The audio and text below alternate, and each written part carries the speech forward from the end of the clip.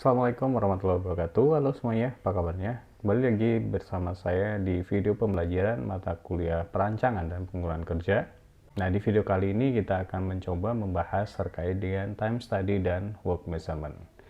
Kalau di video pertama, kita pernah membahas bagaimana hubungan antara waktu dan pekerjaan. Jadi kita masih ingat ya, waktu bisa dibilang merupakan elemen yang sangat penting dalam sistem kerja, terutama karena kaitannya dengan pengaruh signifikansi dari ekonomi yang akan ditimbulkan dari waktu ini seperti apa. Kita juga tahu bahwa sebagian besar pekerja ini akan dibayar berdasarkan waktu mereka bekerja. Waktu yang dihabiskan oleh tenaga kerja untuk menghasilkan produk atau memberikan layanan atau servis sering menjadi salah satu faktor penentu utama dari biaya sebuah produk atau jasa. Selain itu, organisasi manapun agar mereka bisa dapat beroperasi secara efisien dan efektif, penting untuk bisa mengetahui berapa banyak sih waktu yang diperlukan untuk menyelesaikan sejumlah pekerjaan tertentu. Nah, di video kali ini kita akan belajar terkait dengan time study dan pengukuran kerja, yang mana tujuannya adalah untuk merancang sebuah sistem kerja yang efektif dan juga efisien. Kita bicara pertama terkait dengan time study dan work measurement. Istilah time study dan work measurement ini sering digunakan secara bergantian atau interchangeably. Kedua terminologi ini concern dengan berapa banyak waktu yang harus dibutuhkan untuk menyelesaikan satu unit pekerjaan, baik itu untuk menghasilkan sebuah produk ataupun juga jasa. Nah, work measurement di sini mengacu pada teknik-teknik yang berkaitan dengan evaluasi dari sebuah pekerjaan, terutama yang dia berkaitan dengan waktu yang harus diberikan bagi seorang average worker atau pekerja rata-rata untuk bisa menyelesaikan sebuah tugas atau sebuah pekerjaan. Nah, di sini dikatakan ada teknik-teknik yang berkaitan dengan pengukuran kerja. Nah, teknik-teknik tersebut diantaranya ada direct time study atau pengukuran secara langsung. Terus yang kedua ada predetermined motion time standard atau PTMS. Ada juga yang menyebutnya dengan sebutan predetermined time study. Kemudian yang ketiga adalah dengan menggunakan sistem data standar SDS. Dan yang keempat adalah work sampling atau sampling pekerjaan. Nah, pekerjaan yang diukur waktunya biasanya merupakan siklus kerja yang bersifat repetitif dan juga berulang-ulang, sehingga di sini bisa dilakukan pengukuran waktunya. Karena penekanannya pada waktu, maka pengukuran kerja ini sering juga disebut dengan sebutan time study, di mana time study di sini mengacu pada semua cara, all the ways, di mana waktu ini diselidiki, diinvestigasi, dan juga dianalisis pada beberapa atau berbagai situasi kerja. Baik pekerjaan tersebut itu dilakukan oleh human workers atau pekerja manusia ataupun sistem yang sudah terotomasi. Nah, selain berkaitan dengan pengukuran waktu, biasanya studi waktu ini juga mencangkup fenomena yang berhubungan dengan learning curve atau kurva pembelajaran yang biasanya tidak disertakan dalam definisi pada pengukuran kerja. Buat apa sih sebenarnya time study dan work measurement ini? Jadi kalau kita bicara terkait dengan tujuan, time study dan work measurement ini memiliki tujuan untuk menentukan standard time, waktu standar, atau ada juga yang menyebutnya dengan sebutan waktu baku dari sebuah pekerjaan. Nah, apa itu waktu standar? Jadi waktu standar dari sebuah tugas atau pekerjaan didefinisikan sebagai sejumlah waktu yang sebaiknya diberikan atau diizinkan bagi seorang average worker atau pekerja rata-rata untuk memproses satu unit kerja dengan menggunakan standar metode yang sudah terstandarisasi dan mereka bekerja dengan kecepatan normal. Nah, waktu standar ini biasanya mencakup beberapa waktu tambahan yang kemudian disebut juga dengan allowance atau kelonggaran yang tujuannya untuk memenuhi kebutuhan pribadi dari pekerja, personal needs-nya, mengurangi kelelahan, fatigue, dan juga mengantisipasi adanya penundaan yang tidak dapat dihindari selama shift kerja, atau yang kemarin sempat kita kenal dengan sebutan unavoidable delay.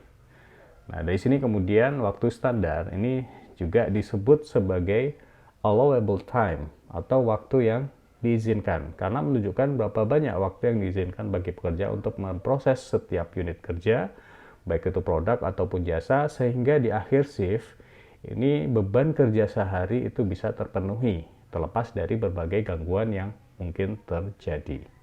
Nah, itu adalah tujuan dari time study. Nah, selanjutnya adalah bagaimana cara menentukan standar waktu atau time standard untuk sebuah pekerjaan.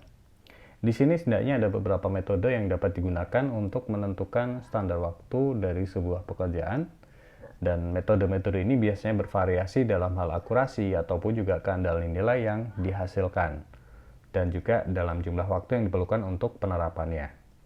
Nah, di sini setidaknya ada 3 metode yang akan kita kenali, yaitu pertama adalah dengan menggunakan estimasi, kedua dengan menggunakan historical record, dan yang ketiga adalah work measurement teknik atau teknik pengukuran kerja. Metode yang pertama yaitu estimasi.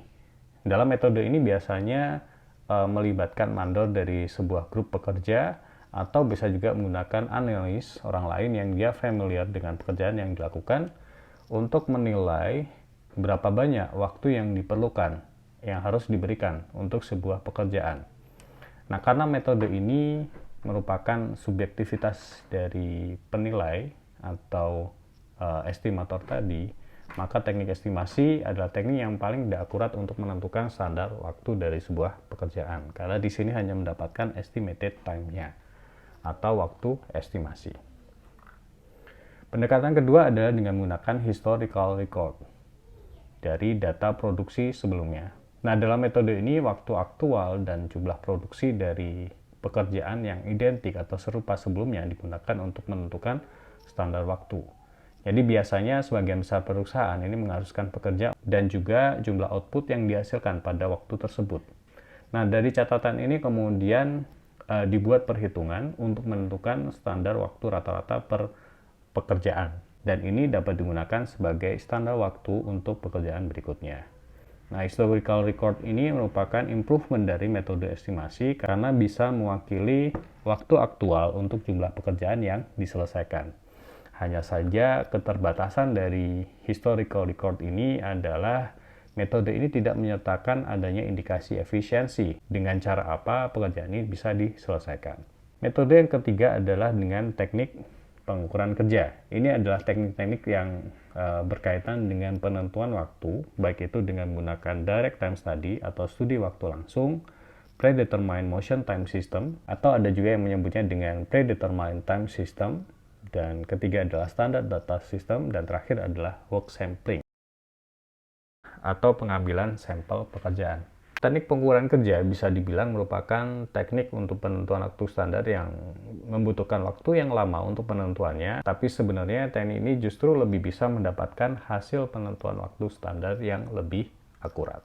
Selanjutnya adalah bagaimana menentukan metode pengukuran kerja mana sih yang ideal untuk penentuan waktu standar dari sebuah pekerjaan atau sebuah aktivitas kerja. Nah, mungkin teman-teman masih ingat ketika kita membahas terkait dengan piramida pekerjaan, di mana di situ ada task hierarchy level atau tingkat hierarki pekerjaan. Nah, disinilah kemudian metode pengukuran kerja itu akan ditentukan. Di level yang paling atas atau tingkatan task atau tugas, di sini teknik pengukuran kerja yang ideal adalah dengan menggunakan sampling pekerjaan atau work sampling. Nah, mengapa work sampling ini ideal digunakan untuk pengukuran waktu yang berkaitan dengan sebuah tugas atau task? Karena pada tingkatan atau level pekerjaan di sini, pekerjaan masih terbagi pada level makro, yaitu tugas, dan waktu proses dari tugas ini biasanya tidak terlalu singkat, serta tidak membutuhkan adanya ketelitian tinggi dalam penentuan waktunya. Nah, pada tingkatan di bawah tugas atau task, ini ada yang namanya elemen kerja, work element. Nah, metode pengukuran yang pas untuk penentuan waktu standar adalah dengan menggunakan direct time study atau studi pengukuran waktu secara langsung. Dikatakan pengukuran waktu secara langsung karena pada prinsipnya direct time study ini dilakukan dengan observasi langsung terhadap pekerja, dan tool yang digunakan adalah dengan menggunakan stopwatch. Makanya di sini kemudian metode direct time study atau studi waktu langsung disebut juga dengan stopwatch time study atau metode jam henti. Nah, di tingkatan yang paling bawah yaitu terkait dengan elemen gerakan dasar, basic motion elements, pengukuran waktu dilakukan dengan menggunakan predetermined time system Metode predetermined time system ini dikembangkan berdasarkan database elemen gerakan dasar tablik seperti transport empty, reach, grasp, dan juga move atau transport load yang umumnya ada pada aktivitas kerja manual. Nah, dalam penentuan waktu menggunakan metode ini biasanya selain elemen gerakan dasar juga ditambahkan informasi terkait dengan jarak atau kondisi bagaimana elemen kerja itu dilakukan. Jarak yang lebih jauh tentunya akan membutuhkan waktu lebih banyak dibandingkan jarak yang dekat. Jadi nantinya waktu normal ini akan diperoleh dari penentuan elemen gerakannya dan juga ini tergantung pada jarak dan juga berat benda yang dipindahkan. Nah, predetermined time motion system atau predetermined time system ini biasanya dapat digunakan untuk menentukan standar waktu untuk suatu tugas sebelum dilakukan proses produksi secara langsung. Nah, seperti yang sebelumnya saya sampaikan, tujuan dari time study ini adalah untuk menentukan waktu standar dari sebuah tas atau pekerjaan. Nah, untuk mendapatkan data waktu standar yang valid, maka beberapa faktor ini perlu dilakukan standarisasi. Di antaranya adalah tas atau tugas yang akan diukur ini biasanya akan dilakukan oleh average worker atau pekerja rata-rata. Kemudian, worker pace, kecepatan dari pekerja, ini merepresentasikan performansi atau kinerja standar. Selain itu, pekerja tersebut menggunakan metode yang telah distandarisasi, entah itu toolsnya ataupun peralatannya. Dan terakhir, tas tersebut itu dilakukan pada standar work unit, baik itu inputnya atau outputnya, tentunya harus terstandarisasi. Seperti yang kita lihat di gambar ini, bahwa sebuah tas di mana dia akan mengubah sebuah input work unit yang sudah terstandarisasi menjadi output yang juga tentunya standar dengan menggunakan metode yang standar, dan average worker, pekerja rata-rata itu dia melakukannya dengan kecepatan yang merepresentasikan pekerjaan standar. Nah, waktu yang dibutuhkan untuk menyelesaikan tas ini yang kemudian kita sebut sebagai standard time untuk sebuah pekerjaan. Nah, untuk menentukan average worker, di sini ada beberapa kriteria khusus dalam penentuannya. Salah satunya adalah pekerja tersebut itu bisa menyelesaikan tasnya atau pekerjaannya dengan waktu yang sudah terstandar dan mereka bekerja dengan kinerja yang kita sebut dengan kinerja standar atau standar performance. Apa itu standard performance? Standard performance di sini lebih merepresentasikan terkait dengan working pace atau kecepatan kerja yang dapat di-maintain, bisa dipertahankan oleh average worker selama shift kerjanya tanpa ada efek berbahaya pada kesehatan ataupun kesejahteraan fisik dari pekerja.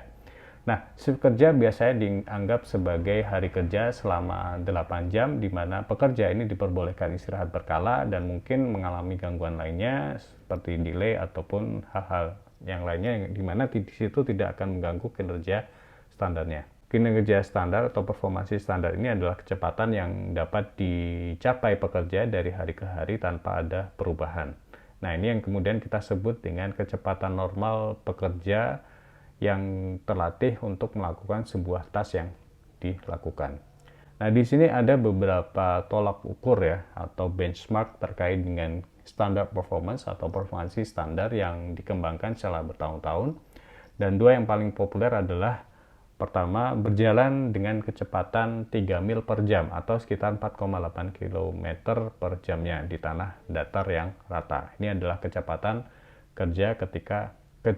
dari pekerja ketika dia melakukan aktivitasnya dengan banyak berjalan misalkan.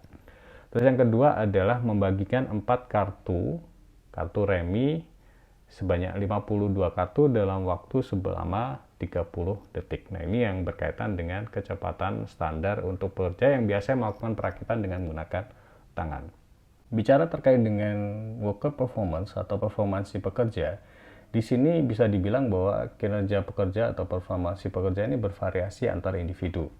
Variasi ini bisa terjadi karena adanya perbedaan usia, ataupun juga jenis kelamin, atau ukuran dan kekuatan fisik, kemudian pengkondisian lingkungan, keterampilan dan bakat untuk tugas, kemudian pengalaman dan pelatihan, dan juga bisa karena adanya perbedaan motivasi. Nah, dari banyak penelitian yang pernah dilakukan menunjukkan bahwa performansi pekerja ini terdistribusi secara normal, dan rasio pekerja dengan kinerja tertinggi dan terendah itu berkisar antara 2,3 sampai 1. Artinya ada sekitar 1,3 atau 130% perbedaan kinerja. Kinerja pekerja ini biasanya ditunjukkan oleh tingkat produksi per jam atau bisa juga harian untuk tugas manual yang representatif. Biasanya sudah menjadi praktik industri secara umum bahwa kinerja standar ini didefinisikan sebagai langkah yang dapat dengan mudah dicapai oleh sebagian besar pekerja. Nah, biasanya perusahaan ataupun juga serikat pekerja ingin sebagian besar pekerja dapat mencapai kinerja standar dengan cukup mudah, sehingga mereka mendefinisikan kinerja standar sebagai kriteria yang berada di bawah rata-rata atau di bawah average performance-nya. Tujuannya adalah agar pekerja ini dapat menghasilkan produk atau jasa sesuai dengan standar yang menjadi tujuan dari perusahaan. Nah, untuk itu biasanya perusahaan menggunakan faktor pengalih sebesar 1,3, di mana faktor pengalih sebesar 1,3 ini berarti bahwa seorang pekerja rata-rata harus dapat bekerja dengan kecepatan 130% dari kecepatan standar yang ditentukan. Nah, kecepatan standar ini kadang-kadang disebut juga dengan kecepatan kerja harian. Tingkat produksi setara dengan kebalikan dari waktu untuk menyelesaikan tugas atau suatu pekerjaan. Jadi misalkan output harian adalah 100 unit per harinya, di mana satu hari ini adalah 480 menit, pada kinerja rata-rata atau average performance, maka waktu tugas rata-rata adalah sekitar 4,8 menit atau 480 menit dibagi 100 unitnya. Nah, dengan menggunakan faktor pengalih 1,3 untuk mendapatkan kinerja standar, berarti 100 unit per hari adalah 130% dari kinerja standarnya. Jadi di sini adalah 130% dari kinerja standar. Dan oleh karena itu waktu standar yang sesuai adalah 4,8 kali 1,3, yaitu 6,24 menit untuk waktu standar dari pekerja. Nah, dari sini 6,24 menit ini setara dengan tingkat produksi harian sebanyak 77 pieces atau 76,9 pieces. Dengan demikian, kita dapat mendefinisikan kinerja standar dalam praktik industri secara umum sebagai kecepatan kerja di mana waktu standar untuk tugas adalah sekitar 130% dari waktu rata-rata yang dapat dipertahankan selama seluruh shift kerja atau selama 8 jam dalam satu hari oleh seorang pekerja biasa tanpa adanya efek berbahaya pada kesehatan pekerja. Nah, ini adalah berkaitan dengan ketika kita menentukan waktu standar, di situ kita perlu yang namanya average worker. Yang kedua adalah perlu adanya metode standar. Nah, metode standar ini didefinisikan sebagai metode atau prosedur yang optimum untuk memproses sebuah unit kerja, baik itu dalam memproduksi sebuah produk atau memberikan pelayanan. Nah, metode standar ini mengacu pada prinsip yang namanya One Best Method Principle atau prinsip satu metode terbaik, di mana prinsip ini menjadikan metode atau prosedur yang digunakan adalah prosedur yang paling aman, tercepat, paling produktif, dan paling tidak memberikan stres bagi pekerjanya. Hal ini hanya dibatasi oleh kondisi praktis dan keterbatasan ekonomi dari lingkungan kerja tertentu. Nah, metode standar itu setidaknya mencakup hal-hal atau aspek-aspek seperti yang pertama adalah berkaitan dengan prosedur, tindakan ataupun gerakan yang digunakan oleh pekerja. Hal ini tentunya salah satunya adalah dijelaskan dengan kita membuat daftar elemen kerja yang membentuk sebuah siklus kerja, kemudian juga menyediakan atau mencantumkan cara yang alami bagi pekerja untuk melakukan pekerjaannya, termasuk juga gerakan dasar yang menyusun prosedur tersebut. Yang kedua adalah perkakas atau tools yang digunakan. Ini termasuk perkakas tangan, hand tools, ataupun perkakas yang menggunakan listrik ya, ataupun juga perlengkapan dan juga pengukur yang digunakan dalam prosedur. Yang ketiga adalah equipment, termasuk di dalamnya adalah mesin dan juga peralatan keselamatan yang digunakan untuk melakukan pekerjaan tersebut.